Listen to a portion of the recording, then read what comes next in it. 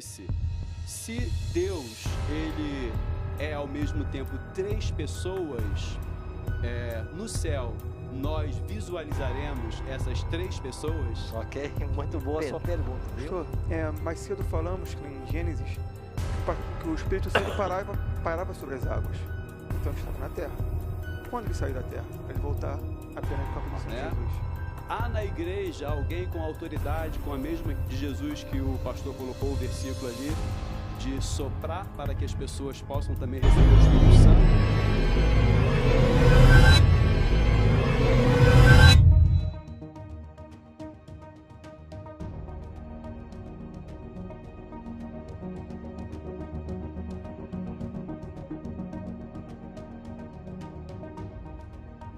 Pergunta de um pastor, né? Você me podia responder para nós, né?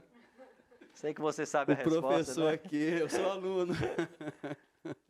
Quando a gente critica a visão de um ser que se manifesta, o grande problema é a gente achar assim, você tem um Deus e às vezes ele se apresenta como Pai, ou se apresenta como Filho, ou se apresenta como Espírito.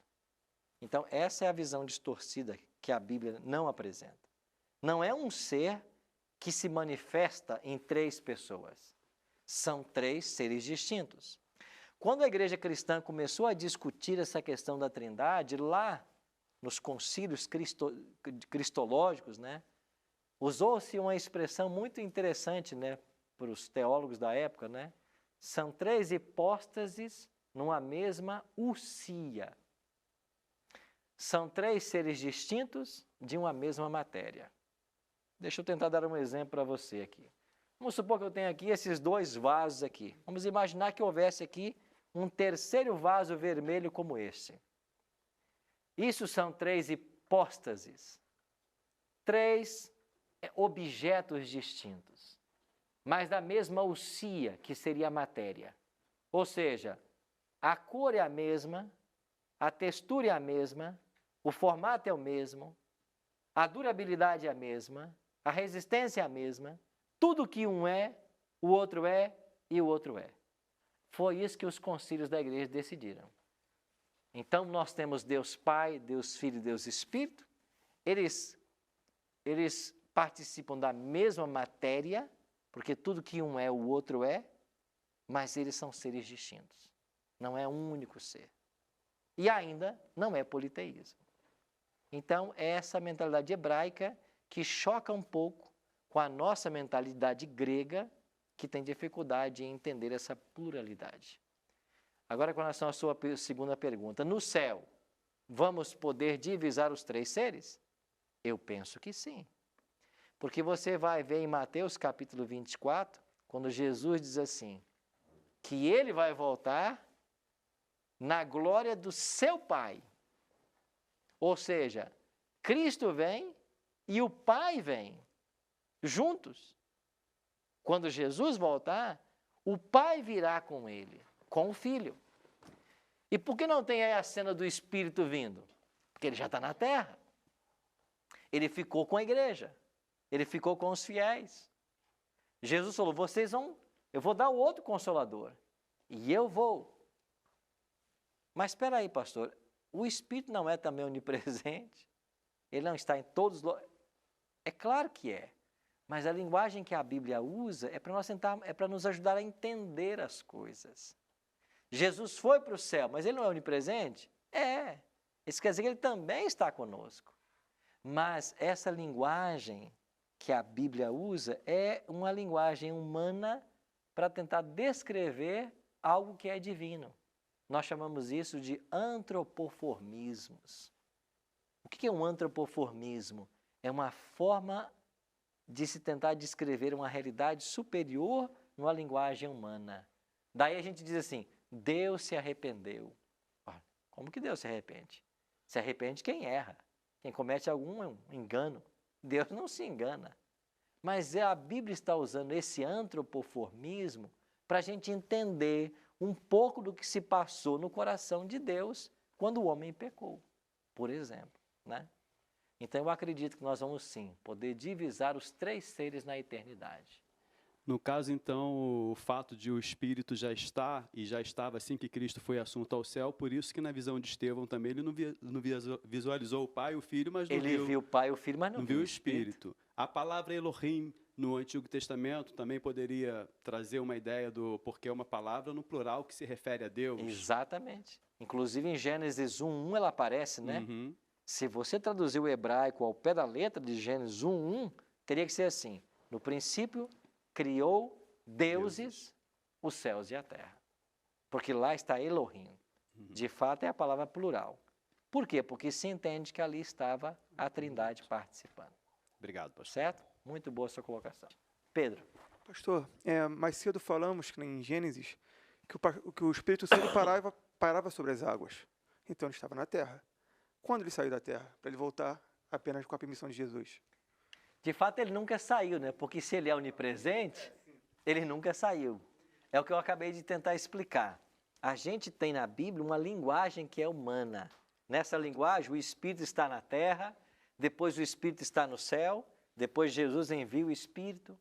Então, a Trindade, Deus Pai, Filho e Espírito Santo, eles assumem papéis diferentes em relação à salvação do homem. Ele então, após a vinda de Cristo, né, após a saída de Cristo, ele virou Consolador. Consolador. Perfeito. Assumiu a função de Consolador. Pronto, isso aí. Ele já estava, é uma função que ele passou a assumir. Ok. Certo? Essa é uma nova função dentro do escopo da salvação. Então, no Antigo Testamento, você tem Cristo com o povo de Israel. Era Cristo, pré-encarnado. Depois você tem Cristo encarnado, 33 anos. Aí Cristo encarnado vai para os céus. Aí você tem o Espírito. E agora volta Deus o Pai e volta Deus o Espírito. Deus Filho. Então, a Trindade está trabalhando pela salvação do homem. E nesse processo de trabalhar, cada um assume funções específicas. O Pai é quem envia, o Filho é o enviado, o Espírito é o Consolador. Mas nenhum é maior do que outro. Em harmonia. Tudo em harmonia. Sim, Nós vimos então que com a subida de Jesus, né, com a assunção dele, o Espírito veio, como a gente tem o registro em Atos capítulo 2. Ok. Certo? O Espírito Santo desceu. Nós podemos afirmar, obviamente, que o Espírito Santo ele está já aqui, né, exercendo esse ministério até de convencer o homem do pecado, do juízo, da justiça. Ele está na igreja. Ok. Né? Há na igreja alguém com autoridade, com a mesma de Jesus que o pastor colocou o versículo ali, de soprar para que as pessoas possam também receber o Espírito Santo? E se não há, como que uma pessoa, então, a partir de que momento, obviamente, recebe o Espírito Santo? Boa pergunta, né? E eu sei que a sua pergunta ela é importante porque hoje nós temos um grande movimento em pessoas querendo dotar outras do Espírito Santo. Lucas diz que Jesus soprou e eles receberam o Espírito. Agora, por que é que Jesus podia dar o Espírito? Porque ele prometeu que ele enviaria o Consolador. O outro Deus, como ele. Jesus tem essa autoridade. Agora, que mortal pode pretender dar o Espírito Santo para alguém? Como se ele fosse um produto que alguém tem e vai ser dado um pouco para o outro? Amigos, isso é uma blasfêmia. O Espírito não é um produto que eu possa dar para alguém.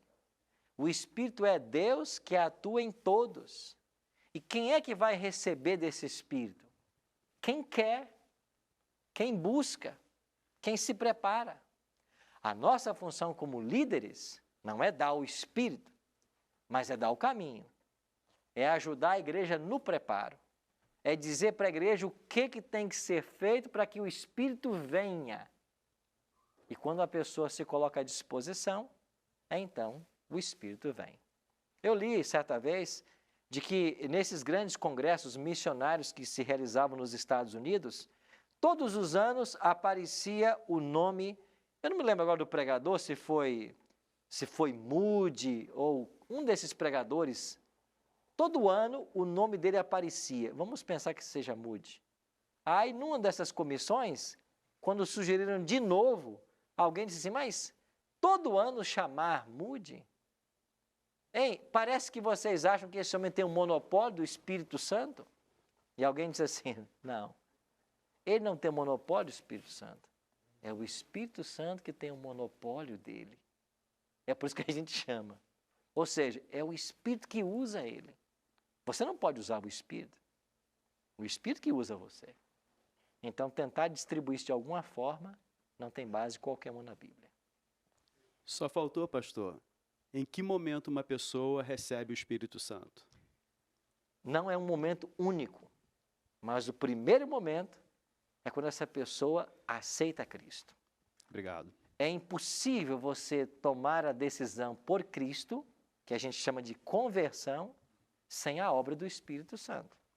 Então, o primeiro momento que alguém, e eu posso até usar essa palavra, é batizado com o Espírito, é na conversão. Porque sem esse batismo, sem esse agir do Espírito, a conversão não pode acontecer.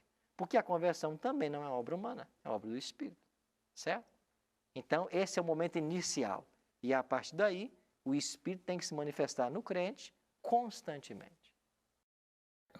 Acaba de chegar no mercado um dos cursos de homilética mais completos da atualidade, do pós-graduado em jornalismo científico e mestre em teologia, professor Leandro Quadros. Esse curso te ajudará a elaborar um bom sermão e a pregar com mais objetividade e dinamismo. Através desse curso, você irá realizar evangelismo com mais eficiência, não só em reuniões evangelísticas, como também nas redes sociais. Se você gosta de dar estudos bíblicos, através desse curso você irá adquirir técnicas para poder aprimorar esse trabalho missionário. Lucas capítulo 10, verso 2. A seara é grande, mas os trabalhadores são poucos. Se prepare a sua igreja e prepare também uma geração de cristãos com solidez na palavra de Deus. Adquira agora mesmo o curso de homilética do professor Leandro Quadros. É só acessar o link na descrição desse vídeo. Testemunhe da sua fé, com conhecimento bíblico e com poder do Espírito Santo.